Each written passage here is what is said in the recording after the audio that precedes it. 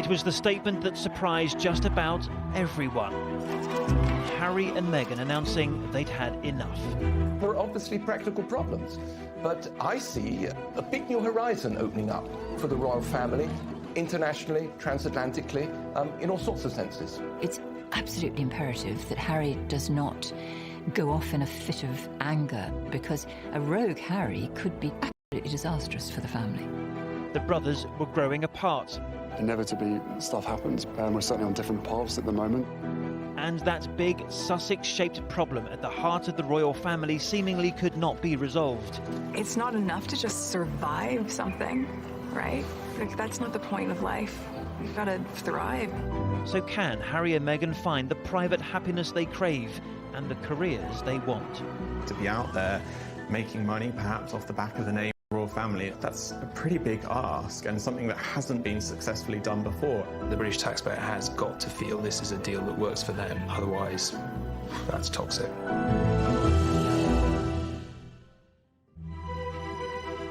When Harry and Meghan stepped into the gardens of Kensington Palace to announce their engagement, it felt like a new beginning for the royal family. The American actress and the British prince, who had bonded over a love for Africa and a passion for helping others. A love story, it seemed, set to reshape and modernise the British monarchy. And what a 21st century union it was. A couple from different backgrounds, different countries, and of course, different heritage. Marrying in a British castle under blue skies.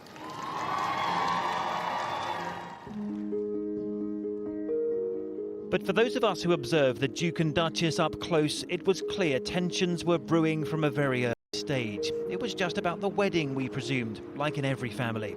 But they were tensions which didn't go away. I watched Harry and Meghan emerge a newly married couple from our studio we had just above the entrance to St George's Chapel over there. That was less than 2 years ago. Now they say they want out of Britain for much of the year, out of their current roles in the royal family. How on earth did we get here? Even before that beautiful spring weekend in May 2018, the challenge facing this couple was always going to be a monumental one. How would the British establishment react to the arrival of an American celebrity? How would she react to becoming part of the centuries-old institution of monarchy? In America, you just marry somebody that you love. Julie Montague is in a country. It's a completely different culture. Whether or not you marry into the aristocracy or the royal family, completely different culture. Then all of a sudden you marry into, the class system, and it's just different. There you encounter more snobbery. I don't know if it's the accent. I don't know if it's because we're too loud or too pushy, too opinionated, too American. What we didn't realise at the time, I suppose, was quite what a culture shock it would be for somebody to come in as a member of the royal family and have that kind of ambition and that kind of drive. I think probably was quite difficult, because we don't want our royals to be too ambitious or to be too outspoken or to be... We like them to be just right. But as we watched to see if cultural differences would be the biggest challenge for Harry's new girlfriend, something more serious had started to emerge: press intrusion. Her family and friends were suddenly being harassed. Harry was immediately concerned. I think he was scared that she might run away because of it and not want to go through with it, and that's why he was doing everything in his power to keep her there. But then came some offensive words about Meghan's heritage. And that Harry made clear in an angry statement he would not accept. Suddenly, we've got parts of the internet that were really calling her some horrendous names, and unfortunately this also seeps into certain areas of the press as well. Some of the commentary made comments about her mother's dreadlocks or her sort of family's cotton-picking roots. Unfortunately, that has been quite negative in some aspects.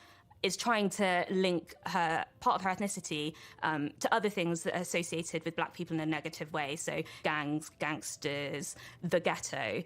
And we've definitely not seen that type of language being used about anyone else in the royal family before. I mean, this is a woman who has African-American roots. They just feel like she is being picked on unnecessarily and way more than Kate Middleton ever was.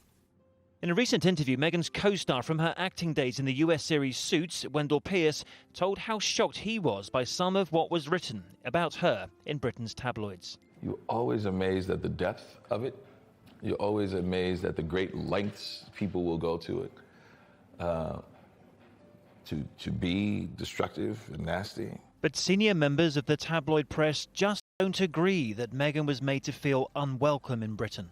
There's a lot of accusations that not just the press, maybe, but we've been racist as a country. We haven't welcomed Meghan because she has a black mother and a white father. We haven't opened our arms to her mixed heritage. It's laughable. People were delighted. Go and read the Sun editorials from those days. We thought that Meghan was a brilliant breath of fresh air and she was going to bring change to the monarchy. We celebrated. I'm sorry, Chris, if you were actually saying that you can no longer criticise someone who happens to be mixed race, then we've got real problems coming in this country. The criticism of Meghan is nothing to do with her race. It's to do with the fact that she has been incredibly hypocritical with political views that she has preached. As a member of the royal family, by the way, this is a big deal. You know, members of the royal family are not meant to openly share their politics. But back at the time of the engagement in 2017, the couple had come to the conclusion they could manage it. Meghan would, Harry suggested at the time, actually be very good at being a royal. I know the fact that she'll be really unbelievably good at the job part of it as well is obviously a huge relief to me, because she'll be able to deal with everything else that comes with it. It would have been a very good idea for her to look at exactly what it all involved, and there's plenty of evidence of what life in the royal family does involve. They haven't given it very long, have they? A year and a half to come to this conclusion. I've been covering this family as royal editor for 3 years, but my colleague Tom Bradby has known Prince Harry personally since he first travelled with him to Africa 20 years ago and has remained close to him since. I mean, he never really sort of said why he asked me in to meet her, but Harry asked Tom and others to meet Meghan, so how did anyone convince her that she would be able to cope with the attention? I think he worried about, I think she was a bit like, whoa, this is more intense than I thought it would be, and he was a bit like, no, it'll be all right, you know. I mean, I think he's always wondered, why would anyone want this? Why would anyone want this life? And so I think he was very keen to reassure her, because he was in love with her, that it would be okay. Do you think her eyes were wide open enough to the challenges of being part of this institution? Well, I think when you're in love, you know, it's the ultimate example of travelling in hope, isn't it? You know, I think she thought, I love him, we can work it out. You know, between us, we can work it out. And no one with any heart can blame Harry for wanting to protect Meghan from the worst excesses of the press, the kind of protection his mother never got. They began the week as boys, they've ended it as men. We've seen them almost visibly mature in front of our eyes. With Harry, he's fiercely protective of his mother's legacy. He's certainly damaged from the treatment that he perceives that she had at the time, and undoubtedly it was a very, very testing time. He should have had a lovely childhood. He had actually about as miserable a childhood as possible, and, you know, losing his mother. And then we know that he suffered a lot from that. It has to be triggering. Excessive and almost rapacious pursuit of her, of Princess Diana, and certainly Prince Harry has every right to feel protective of his wife. A desire to protect Meghan was understandable. Ask a long-standing photographer like Arthur Edwards, who followed Diana then and Meghan now, whether the comparisons are justified. And you get this response. The parallels with Diana don't exist. I mean, Diana was hounded. Diana went to the gym every day, and there were photographers waiting for her outside the palace, waiting at the gym, climbing over the wall of the gym, pictures every day. Meghan got none of that. Nothing like that happened to her, not once. We can argue about whether or not the hounding was the same or different, but as the royal wedding approached in 2018, the stories about the couple became more intense. It is a daily onslaught of multiple tabloids and a lot of baseless rumors, falsehoods, and she's just been under attack. Were the brothers getting on? Did Kate and Meghan see eye to eye? What Meghan wants, Meghan gets, claimed one headline. Did the tabloids have an agenda? I think that strong, independent, articulate women are catnip for the British media. They love to bring them down. And if you're a woman of colour to boot, it means that it's open season. So the amount of really scathing attacks by people who don't even know this girl, I found extraordinary. Hasn't the newspaper industry, and in particular the tabloids, of which you are an executive editor of the biggest selling one, aren't you to blame for it all going wrong? I think that is patently ridiculous, and I think even if you asked Meghan and Harry, they would say that the press is only one factor in their anger about the UK. But I'm sorry, I will stand by everything that The Sun has done about Harry and Meghan. They are a public couple, they are partly funded by us, and they deserve proper scrutiny. A few months after the fairy tale Windsor wedding, we packed our bags for Australia. The first big tour for the couple, and an announcement that Meghan was pregnant. But Harry and Meghan didn't seem to enjoy the inevitable royal tour attention. It seemed to me they felt ill at ease. Perhaps it was Harry's worry for his wife and future child.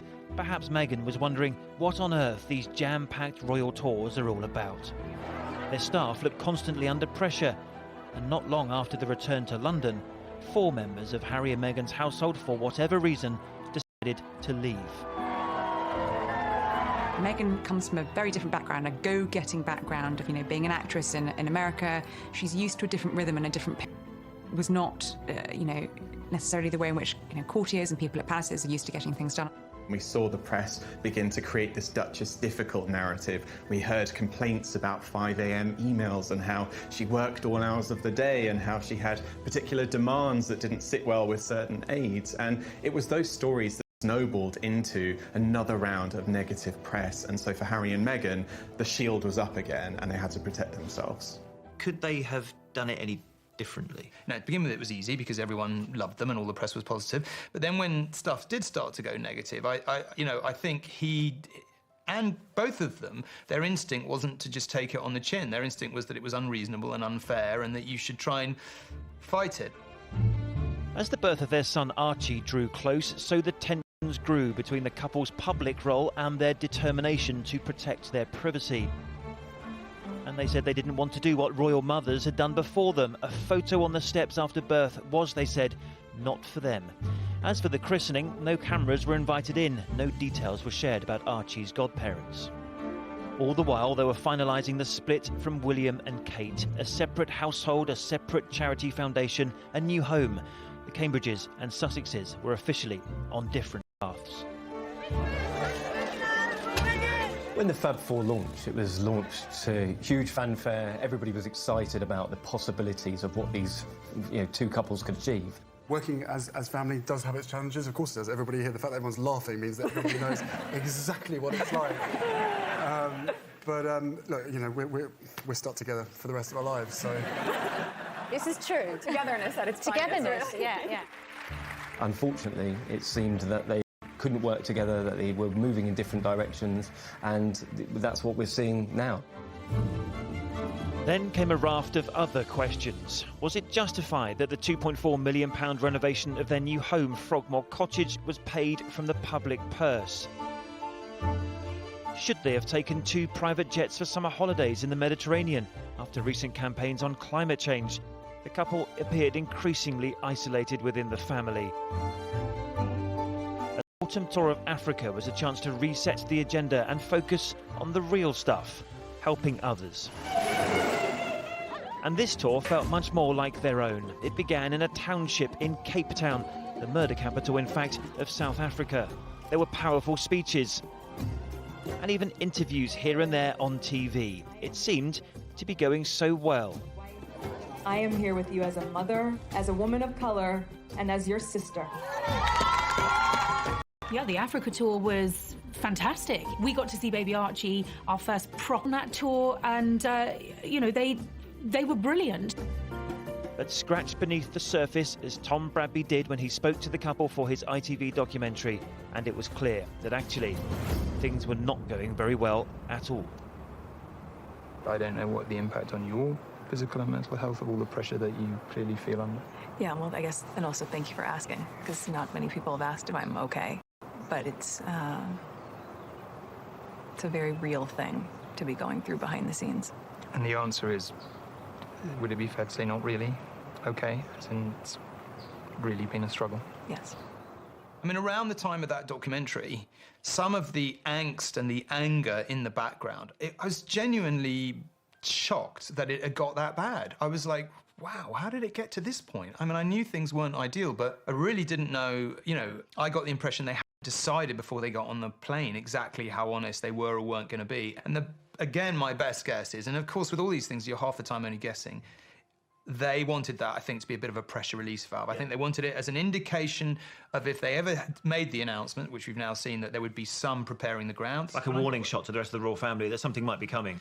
I don't think they thought about it as in a warning shot. That implies a degree of calculation that I don't think is there. I think it was like we're finding this situation really difficult. We've got to say something because it's, you know, the pressure is building up inside us.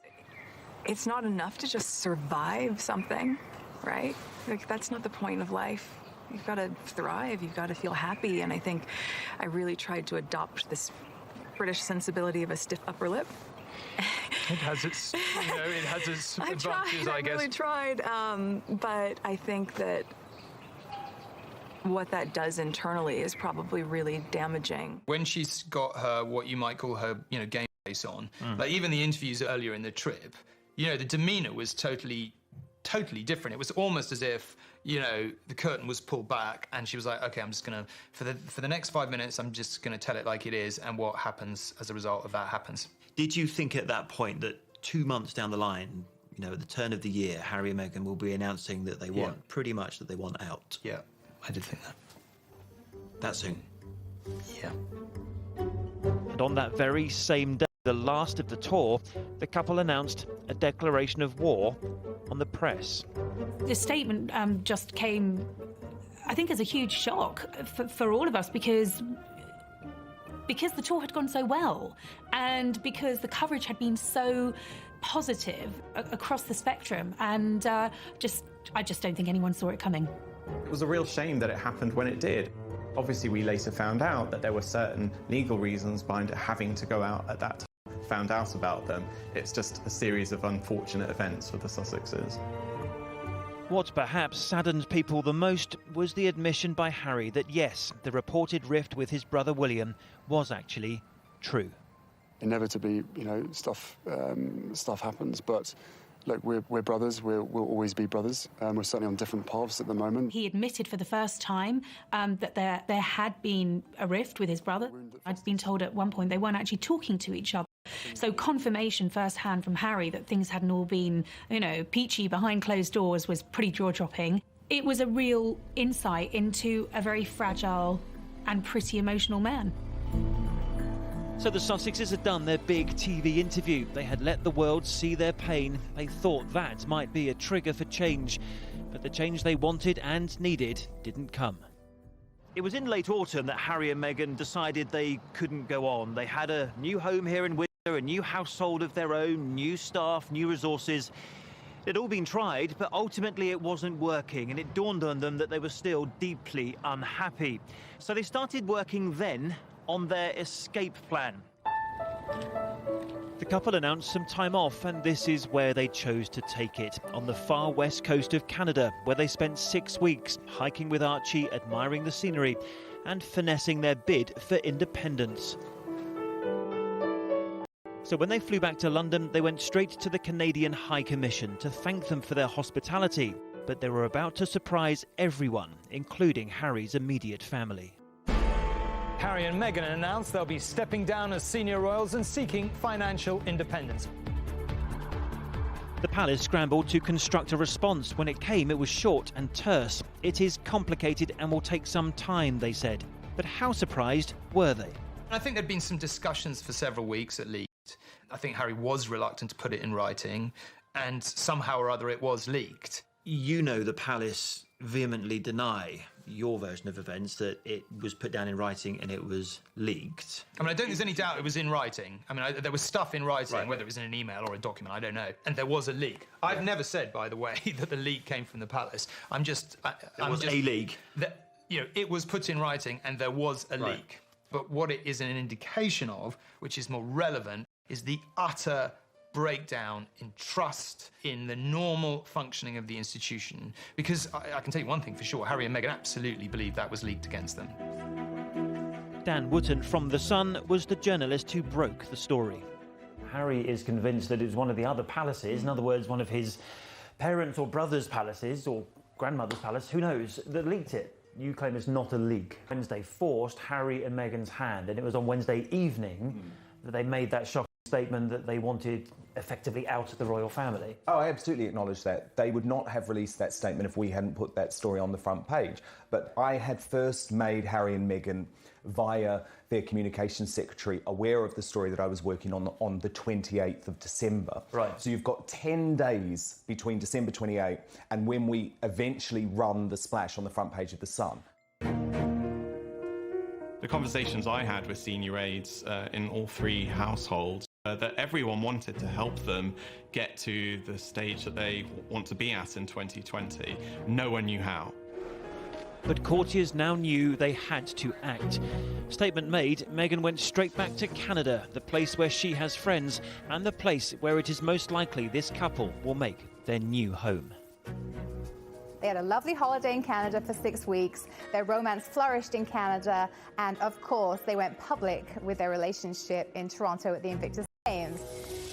The thing about Canada and America is that Meghan has a good friendship base there. She has all her friends and contacts from when she lived and worked in Toronto filming Suits. So everybody's saying Harry and Meghan are moving to Canada, but we don't know that that's true yet. Let's, just set our expectations. They haven't said we're moving to Canada. They have said they'll divide their time between the UK and North America. I'm quite sure that Harry and Meghan want to leave the UK and will leave the UK, but that does not mean they will leave the monarchy. This is a bold move that could very well, if handled properly, answer that question to, is the monarchy relevant in the 21st century? Meghan and Harry could very well answer that with a bold yes. This is giving the monarchy a very exciting new dimension. There are obviously practical problems, but I see a big new horizon opening up for the royal family, internationally, transatlantically, in all sorts of senses. So how might this royal crisis look to the rest of the world? This looks terrible from the outside. This is a couple who are so in love, they have a little baby, and they are basically fleeing the country. They are leaving behind the whole family, everything. And it just looks terrible. It looks like they've been run out of the country. They have shown that they want to do things differently, which has upset a lot of traditionalists. But unless the royal family was willing to give in some way and embrace that, it would be quite tricky for them to be able to carve out a space for themselves. The thought that the Queen might have been involved in ousting them, I don't believe that is actually what happened. So as royal aides try to work out what to do about it all, might their best guide to the future go? Another American divorcee, Wallis Simpson, fell in love with Prince Edward, the future king. The British public absolutely adored him. He was very, very popular. He gets involved with Mrs. Simpson, who is surely the most hated woman in the world at one point. And on the other hand, of course, her staff and people who knew her friends, really rather liked her. But he must have realised that they could not possibly accept a woman with two husbands living as their queen. Forced into a decision soon after becoming king, Edward VIII chose Mrs. Simpson over the monarchy. I have found it impossible to carry the heavy burden of responsibility without the help and support of the woman I love. Edward's abdication transformed the course of British history as George VI, the present Queen's father, succeeded him. If Edward VIII had not abdicated, you might not have Queen Elizabeth on the throne. Had Edward VIII married somebody of childbearing age and produced a line of his own, the Queen, Princess Elizabeth, would have had roughly the same status as Princess Alexandra, and therefore her grandson would be the same as Princess Alexandra's grandsons, who I could certainly name for you, but you probably couldn't. Had he not married at all, then of course the present Queen would have become Queen not in 1952, but 20 years later in 1972. So Harry and Diana and the rest of it would be, part of somebody else's imagination. After the abdication crisis of 1936, the former king became the Duke of Windsor, but he and his American wife were never made to feel welcome in the royal family again. He effectively went into exile for the rest of his life. The only time that he had a public job after that was to be governor of the Bahamas. So he wasn't on the breadline, although he, like a lot of rich people, he thought he was. Towards the end of his life, he was relying very heavily on the kindness of sort of extremely rich American millionaires. But many years later, Princess Diana showed that it was possible to leave the royal family and still use her profile to great effect. The Princess of Wales, as we know, did undertake a certain number of engagements. Diana, she was struggling to find a role, and she eventually found one through the Red Cross, working with them with regards to landmines. A lot of the work she did was extremely good, but that was totally different from what she would have been doing as the wife of the Prince of Wales. I'm only trying to highlight a problem that's going on all around the world. That's all. But Diana's estrangement came at a huge reputational cost to the royal household. Diana was hurt and she was angry. And she went out and made mischief. She gave that panorama interview that just was explosive, that talked about the three of them in the marriage, that talked about how the royal family had treated her, how terribly unhappy she'd been. And I think there is absolute potential, if he leaves in a state of anger and hurt, for him to create mischief as well. So what of the present day and the other royals who do largely support themselves? I think if we look at Princess Beatrice and Eugenie, they both have full-time jobs, they're both involved in philanthropic work, but they are privately funded. You know, their security is not paid by the taxpayer. Both of them have jobs. They are not funded in the same way, although they do undertake a certain number of royal duties. It was always going to be the case that Harry and Meghan were going to be in the central team, which is probably why they used the expression as senior members of the royal family. If they go out of that, I don't see them sort of suddenly becoming like the York princesses. I think they'll be in a different league altogether. Harry and Meghan are not Beatrice and Eugenie. The Sussexes will remain global stars even if they half leave the royal family. Meghan Markle pole vaulted from the B list to the A+ out of the stratosphere list when she married Prince Harry. Meghan was fairly well regarded in Hollywood before she met Harry, but she wasn't super famous. She was on a show called Suits, and she'd been on it for about 7 years, but wasn't that popular. She is now one of the most recognized women in the whole world. Which is why the couple launched their own independent website last week, on which they set out their view of what the future looks like. They've written their manifesto. Yes, they've produced this website. They've said that they want to be financially independent, but equally they want to carry on supporting the Queen, and they will carry on with their patronages. I just don't quite see how any of that is going to work in practice. So Meghan and Harry have said they're going to become financially independent, which is very easy when you have, his money. On that website, the couple stated they no longer want money from the publicly funded sovereign grant, but they do plan to keep taking funds from their father's private estate, the Duchy of Cornwall. Out of the money that Prince Charles gets, he apparently gives £5 million a year to Harry and William equally, so they get £2.5 million each. How much the Sussexes keep getting from Prince Charles and how much they earn themselves will depend very much on what kind of royal role it's agreed they will do.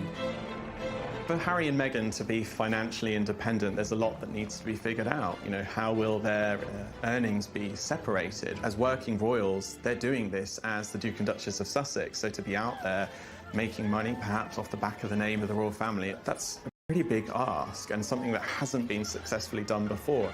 As one of the most famous couples in the world, there is a lot they could do with brand Sussex. They can earn a great deal more money outside the system than within the system. The area of finance could be where this whole thing breaks down, because if it's seen that the Sussexes trade on the royal name, then that's not royal. Now that Meghan is stepping back from her senior role in the family, she could have any part that she wants. She could compete against a Julia Roberts or anyone of that magnitude, because let's face it, she's going to get people in movie theaters, period. And that is what matters in this town. That is what matters in Hollywood. And this isn't the first time a well-known actress has married into a royal family. Americans fell in love with this princess story because it had happened before with Grace Kelly. Grace Kelly, who was a big Hollywood star, became Princess Grace of Monaco, marrying Prince Rainier. She was living within a gilded cage. I think she found life very difficult and did want to go back and make more films, but the people of Monaco wanted their princess to be a full-time princess. I can see parallels. If being independent means that Meghan's going to go back and being a film star, I myself don't think that is on. If Meghan doesn't return to acting, the Sussexes aren't short of other options. 6 months ago, the Duke and Duchess, Meghan and Prince Harry, filed for trademarks of the Sussex name so that they could monetize and capitalize off of things such as books, tennis shoes, to clothing. The trademark is very broad. If these T-shirts are sold for money that goes in their own pockets, that is no good. But if the T-shirts are sold for the benefit of a great charitable foundation, then that is fine. That is not why they're leaving the royal family, is so that they can become millionaires. Newsflash, they already were millionaires. There have been talks that she would be a brand ambassador for perhaps Apple, that she and Prince Harry could model the lines along what President Obama and Michelle Obama have done, forming production deals with Netflix. The possibilities are endless. What they seem to want is a hybrid, which allows them to do pretty much what they like commercially, while also effectively being representatives of the royal family. And it's hard to imagine that the palace will allow them to maintain a significant role, global role, as part of the proper family, using their royal titles and simultaneously make significant amounts of money commercially. So it seems their biggest PR challenge, certainly in the UK, is cakeism, the having your cake and eating it model. The couple have said they want to keep living at Frogmore Cottage, their UK home, which was renovated at a cost of £2.5 million from public funds. The benefit to Harry would be about £5,000 a month. So the reality is that the benefit he is getting from being there is free rental of about £60,000 a year. Frogmore is owned by the Queen. Ultimately, it will be her choice whether her grandson and his family can remain in residence. Especially if they will be in Canada for 6 months of the year. Meghan feels much more at home here, and there are many reasons why. People are not seen as necessarily where they've come from first. They're seen as just who they are. And I think such a beautiful example to the world of multiculturalism, diversity, inclusion, and that's another plus, I think, for them. I think there is that Canadian awareness, and Canadians are polite. I mean, it's not a cliche, it's actually true. It's proud parts of the Commonwealth, and, you know, the Queen is very much their Queen too. One of the first signals was on Meghan's veil were all the flowers representing the 53 countries of the Commonwealth. They relish in their roles across the Commonwealth. Obviously, Meghan is Vice President of the Queen's Commonwealth Trust, Harry is Commonwealth Youth Ambassador. They don't want that to end, and there are so many parts of their royal lives that they want to continue. Again, he represents a different generation of the monarchy. He's the one that we can touch and we can see and we can feel and we can empathize with. I think the country very, very much has already embraced their presence here in and out over the years. I don't think it's going to be a question of will we welcome them? We already have. There is a great love for Her Majesty the Queen, but at the same time, we are objective enough to step back and see the very real issues that Harry and Meghan have been contending with as human beings, and to be able to relate to those in a way that perhaps some of the members of the press in the UK can't. We don't have these type of tabloids that they even have in the UK. They don't even exist here. So I don't think that there is as much of an appetite for that. They spent Christmas here for what, 3 weeks, 4 weeks? And there was only one picture that came out of Harry and Archie. So it's not the same tabloid journalism in Canada as it is in the UK. As it currently stands in Canada now, there is almost zero paparazzi. Will that continue to be the case if we have the world's largest global superstars living on our doorstep? I'm not sure. I think that the conversation now is who's going to pay for their security. So I think that is a question that some Canadians have, saying that, okay, well, what does this mean for us? I mean, the British taxpayer paid for part of their living expenses and their salary and that kind of thing. But now, is it going to be up to us? What won't be changing for the Sussexes is their charities. Harry has already made it clear that he won't be turning his back on them. Sentebale, for example, the HIV charity he founded in southern Africa, has already had that reassuring message. Harry's commitment to Sentebale has never been in question. I knew, before the announcement, it's lifelong. And fewer royal duties could mean Harry will be able to spend more time on the causes closest to his heart. Everything that we've built in country, in Lesotho and now in Botswana and Malawi, he's been involved from the ground up. If there are 2 panels in the roof that are leaking, Harry could show you exactly which ones they are and why they should have been put in differently, all those years ago, and there's nobody more kind of on the case than him. But questions are now being asked over whether Harry will show that same level of commitment to the House of Windsor. One of the questions to which I don't know the answer is, are they at the point where they just are writing off Britain and, it's fair? And I've got to tell you that my hunch is, the answer to that is no, I don't think they are. Particularly, not, I don't know about her, but for him, I can't stress enough, he loves this country, he believes in the monarchy, and I think even now it's possible to construct something where, maybe a half-in, half-out model does work. But it's going to require a lot of careful thought and imagination with an incredibly careful eye on the British taxpayer. The British taxpayer has got to feel this is a deal that works for them. Otherwise, that's toxic. It may not turn out badly for Meghan Markle because it depends what she really wants at the end of the day. We don't really know what she wants. I feel much more worried for Prince Harry than I do for her. I don't want him to go. I think he's just been a great asset to this country, and he can be still. I mean, he's got a great future supporting his brother William. These are big question marks about the future popularity of the royal family. Meghan and Harry are the youngest, to use an old-fashioned word, trendiest, hottest, whatever, couple. Not just in Britain, obviously, but in the whole world and particularly across the Atlantic. To undermine, to sabotage, to destroy what they're trying to achieve would be a great mistake for the royal family. It's absolutely imperative that Harry does not go off in a fit of anger and pique and turn his back on the whole institution, because Harry, a rogue Harry, could be disastrous, absolutely disastrous for the family, for the monarchy. Harry and Meghan always said they would do things their way. They would do it differently. At first, we celebrated that. But perhaps we underestimated how very different it would be. In the end, no one could make it work. Not the couple themselves, not the royal family, and not the United Kingdom. Some will be excited, some sad, and others relieved that everyone has a chance to move on. The royal family will of course continue, but will now do so without Harry and Meghan at its heart.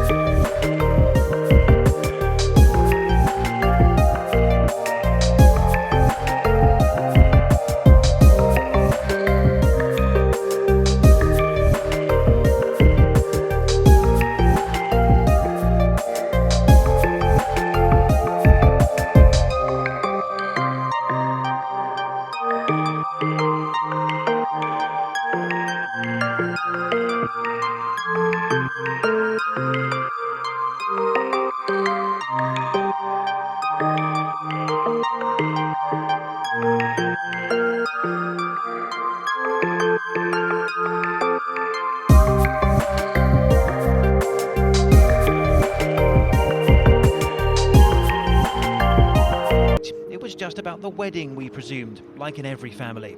But they were tensions which didn't go away. I watched Harry and Meghan emerge a newly married couple from our studio we had just above the entrance to St George's Chapel over there. That was less than 2 years ago. Now they say they want out of Britain for much of the year, out of their current roles in the royal family. How on earth did we get here? Even before that beautiful spring weekend in May 2018, the challenge facing this couple was always going to be a monumental one. How would the British establishment react to the arrival of an American celebrity? How would she react to becoming part of the centuries-old institution of monarchy? In America, you just marry somebody that you love. Julie Montague is in a country, but it's a completely different culture. Whether or not you marry into the aristocracy or the royal family, completely different culture. Then all of a sudden you marry into, the class system, and it's just different.